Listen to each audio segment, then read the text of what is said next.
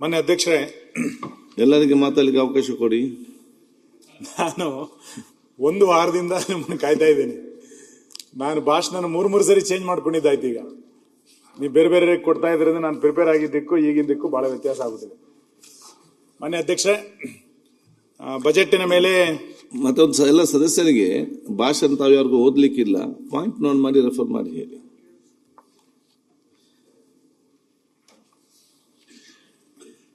Budget ಅನ್ನ 183 page ಇರುವಂತ ಈ ಬಜೆಟ್ ಅನ್ನ ಎಲ್ಲಿಂದ ಚರ್ಚೆ ಮಾಡಬೇಕು ಅನ್ನುವಂತ ಸಮಸ್ಯೆ ಸಹಜವಾಗಿದೆ. ಸಾಕಷ್ಟು ವಿಚಾರಗಳು ಇದೆ ಅನ್ನುವಂತಾದಾಗ ಎಲ್ಲಿಂದ ಪ್ರಾರಂಭ ಮಾಡಬೇಕು ಅನ್ನುವಂತ ಸಮಸ್ಯೆಗಳು ಕೂಡ ಇರುತ್ತೆ. ಏನೂ ಇಲ್ಲ ಅಂತಂದಾಗಲೂ ಕೂಡ ಎಲ್ಲಿಂದ ಶುರು ಮಾಡಬೇಕು ಅನ್ನುವಂತ ಗೊಂದಲವೂ ಕೂಡ ಇರುತ್ತೆ. ಶೂನ್ಯದಲ್ಲಿ ಏನಾದರೂ ಸೃಷ್ಟಿಯನ್ನ ಮಾಡಲಿಕ್ಕೆ ಸಾಧ್ಯ ಇದೆ ಜಗತ್ತಿನಲ್ಲಿ. ಆದರೆ ಶೂನ್ಯವನ್ನೇ ಸೃಷ್ಟಿ ಮಾಡಿರೋದ್ರ ಬಗ್ಗೆ ಏನನ್ನ ಮಾತಾಡ್ಲಿಕ್ಕೆ ಸಾಧ್ಯ ಇದೆ? ಇವತ್ತು ಮಾನ್ಯ ಸಿದ್ದರಾಮಯ್ಯನವರು ಮಾಡಿದಂತ ಬಜೆಟಿನ ಬಗ್ಗೆ ತುಂಬಾ ಜನ ಬೇರೆ ಬೇರೆ ಸಂಗತಿಗಳನ್ನ ಮಾತಾಡ್ತಾ ಬಂದಿದ್ದಾರೆ. ನಾನು ಆ ಎಲ್ಲ ಅಂಕಿಅಂಶಗಳನ್ನ ಮತ್ತೆ ಪುನರಾವರ್ತನೆ ಮಾಡಲಿಕ್ಕೆ ಹೋಗೋದಿಲ್ಲ. ಯಾಕೆಂತಂದ್ರೆ ನಾನು ಬೇರೆ ವಿಷಯಗಳಿಗೆ ಹೋಗ್ತೇನೆ.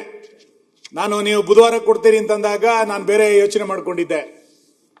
ಈಗ ಎಲ್ಲ ಸಂಗತಿಗಳನ್ನ ನಮ್ಮ ವಿರೋಧ ಪಕ್ಷದ ನಾಯಕರಾದಿಯಾಗಿ ಆಡಳಿತ ಪಕ್ಷದ ಸದಸ್ಯರು, ಉಳಿದಂತ ಸದಸ್ಯರು ಮಾತಾಡಿರೋದ್ರಿಂದ ನಾನು ಆ ವಿಷಯಗಳನ್ನ ಮತ್ತೆ ಹೇಳಲಿಕ್ಕೆ ಹೋಗೋದಿಲ್ಲ. ಮಾನ್ಯ ಅಧ್ಯಕ್ಷೆ, ಸಿದ್ದರಾಮಯ್ಯನವರು ಕರ್ನಾಟಕ ರಾಜ್ಯದ ಒಬ್ಬ ಸುದೀರ್ಘ ದಾಖಲೆಯ ಮುಖ್ಯಮಂತ್ರಿ ಅಂತ ಹೇಳ್ತಾರೆ. ದೇವರಾಜ ಅರಸು ನಂತರ ದೇವರಾಜ ಅರಸರ ದಾಖಲೆಯನ್ನು ಮುರಿದಂತ ಮುಖ್ಯಮಂತ್ರಿ ಅಂತ ಹೇಳ್ತಾ ಇದ್ದಾರೆ. ಸಾಕಷ್ಟು ರೀತಿಯಾದಂತಹ ದಾಖಲೆಗಳನ್ನು ಅವರು ಮಾಡಿದ್ದಾರೆ. ಹೆಚ್ಚು ಬಜೆಟ್ ಅನ್ನ ಮಂಡನೆ ಮಾಡಿದಂತ, ಸುಮಾರು 17 ಬಜೆಟ್ ಅನ್ನ ಮಂಡನೆ ಮಾಡಿದಂತ ದಾಖಲೆಯ ಮುಖ್ಯಮಂತ್ರಿ ಅವರು. ಇತಿಹಾಸದಲ್ಲಿ 4,48,000 ಕೋಟಿ ರೂಪಾಯಿಯ ದೊಡ್ಡ ಗಾತ್ರದ ಬಜೆಟ್ ಅನ್ನ ಮಾಡಿದಂತವರು ಕೂಡ ಮಾನ್ಯ ಸಿದ್ದರಾಮಯ್ಯನವರೇ.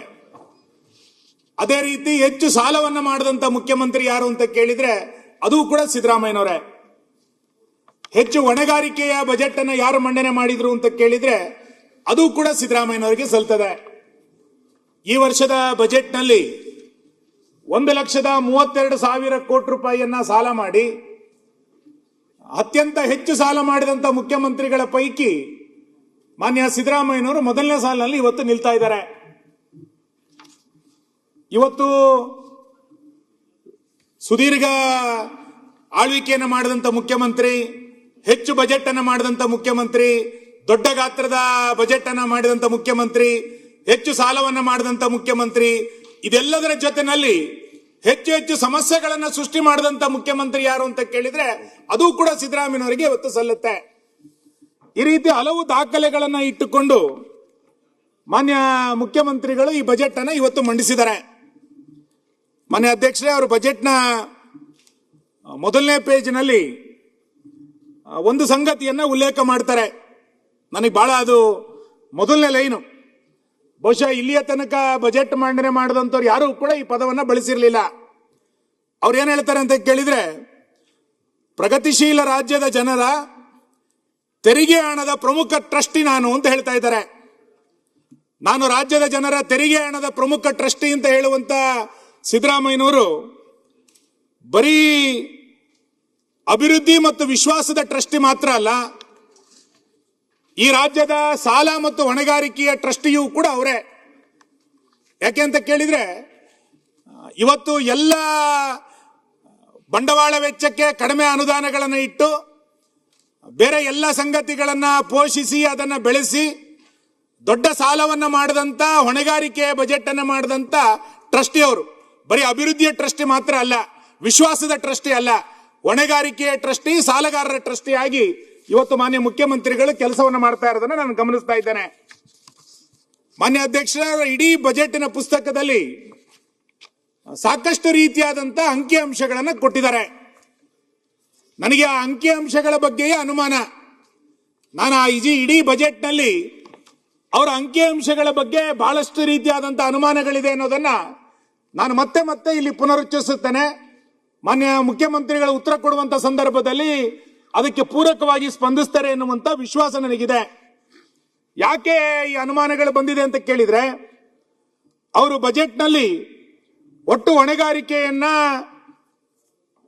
8,24,389 ಕೋಟಿ ರೂಪಾಯಿ ಅಂತ ಅವ್ರು ಹೇಳಿದ್ದಾರೆ. ಆದ್ರೆ ಮೊನ್ನೆ ಪ್ರಜಾವಾಣಿ ಪತ್ರಿಕೆ ಒಂದು ಲೇಖನದಲ್ಲಿ 8,14,000 ಕೋಟಿ ಅಂತ ಅವ್ರು ಹೇಳಿದ್ರು. ಅದಕ್ಕೆ ಮುಖ್ಯ ಕಾರ್ಯದರ್ಶಿಗಳು ಒಂದು ಹೇಳಿಕೆಯನ್ನ ಬಿಡುಗಡೆ ಮಾಡಿದ್ರು. ಅದರಲ್ಲಿ ಅವರು ಕೊಟ್ಟಂತ ಸ್ಪಷ್ಟೀಕರಣ ಏನು ಅಂತ ಕೇಳಿದ್ರೆ 7,64,655 ಕೋಟಿ ರೂಪಾಯಿ ಅಂತ ಅವ್ರು ಹೇಳಿದ್ದಾರೆ. ಮುಖ್ಯಮಂತ್ರಿಗಳು ಹೇಳಿದಂತ ಅಂಕಿಅಂಶಕ್ಕೂ ಮುಖ್ಯ ಕಾರ್ಯದರ್ಶಿಗಳು ಹೇಳಿರುವಂತ ಅಂಕಿಅಂಶಕ್ಕೂ ಪತ್ರಿಕೆ ಬಿಡುಗಡೆ ಮಾಡಿರುವಂತ ಅಂಕಿಅಂಶಕ್ಕೂ ಬಹಳ ದೊಡ್ಡ ಪ್ರಮಾಣದ ಅಜಗಜಾಂತರವಾದಂತ ವ್ಯತ್ಯಾಸಗಳಿದೆ.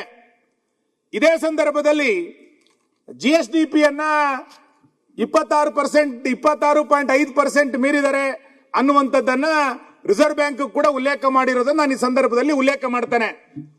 ಈ ಎಲ್ಲ ಹಿನ್ನೆಲೆಯಲ್ಲಿ ಮಾನ್ಯ ಮುಖ್ಯಮಂತ್ರಿಗಳು ಇದಕ್ಕೆ ಸಂಬಂಧಪಟ್ಟಂತ ಸ್ಪಷ್ಟೀಕರಣವನ್ನ ಈ ಅಂಕಿಅಂಶದ ಬಗ್ಗೆ ಇವತ್ತು ಕೊಡಬೇಕಾಗಿದೆ. ಯಾಕೆಂತಂದ್ರೆ ಬಜೆಟ್ ಅನ್ನ ಮಂಡನೆ ಮಾಡಬೇಕಾದ್ರೆ ನಾನು ಆಗಿದ್ದೀನಿ ಈಗಿದ್ದೀನಿ ಅಂತ ಹೇಳೋದು ದೊಡ್ಡದಲ್ಲ. ಒಂದು ಪತ್ರಿಕೆಯಲ್ಲಿ ಬಂದಂತ ಲೇಖನದ ಬಗ್ಗೆ ಮುಖ್ಯ ಕಾರ್ಯದರ್ಶಿಗಳು ಬರೆದಂತ ಹೇಳಿಕೆ, ನಂತರ ರಿಸರ್ವ್ ಬ್ಯಾಂಕ್ ಕೊಟ್ಟಂತ ಉಲ್ಲೇಖ, ಇವೆಲ್ಲವೂ ಕೂಡ ಒಂದಕ್ಕೊಂದು ಸಂಬಂಧ ಇಲ್ಲದಂತ ರೀತಿಯಲ್ಲಿ ಇವತ್ತು ಆಗಿರುವಂತದ್ದನ್ನು ನಾವು ಗಮನಿಸ್ತಾ ಇದ್ದೇವೆ. ಹಾಗಾಗಿ ಅಂಕಿಅಂಶಗಳ ಬಗ್ಗೆ ದೊಡ್ಡ ಪ್ರಮಾಣದ ಗೊಂದಲಗಳಿದೆ. ಮಾನ್ಯ ಅಧ್ಯಕ್ಷರೇ, ಮಾನ್ಯ ವಿರೋಧ ಪಕ್ಷದ ನಾಯಕರು ಮಾತಾಡಬೇಕಾದ್ರೆ ಉಲ್ಲೇಖ ಮಾಡಿದ್ರು. ಅವರು ಮೊದಲನೇ ಬಾರಿ ಬಜೆಟ್ ಮಾಡಿದಾಗ ಪುಸ್ತಕ ಸಣ್ಣದಿತ್ತು, ಬಟ್ ಯೋಜನೆಗಳು ದೊಡ್ಡದಿತ್ತು. ಈಗ ಪುಸ್ತಕ ದೊಡ್ಡದಾಗಿದೆ, ಯೋಜನೆಗಳು ಕಡಿಮೆ ಆಗಿದೆ ಅನ್ನೋದನ್ನ ಮಾನ್ಯ ಅಶೋಕ್ ಅವರು ತನ್ನ ಬಜೆಟ್ ಭಾಷಣದಲ್ಲಿ ಉಲ್ಲೇಖ ಮಾಡ್ತಾ ಇದ್ರು. ನ್ಯೂಸ್ ಫಸ್ಟ್ ನಿರ್ಭೀತಿಯಿಂದ ನಿಮ್ಮ ಪರವಾಗಿ.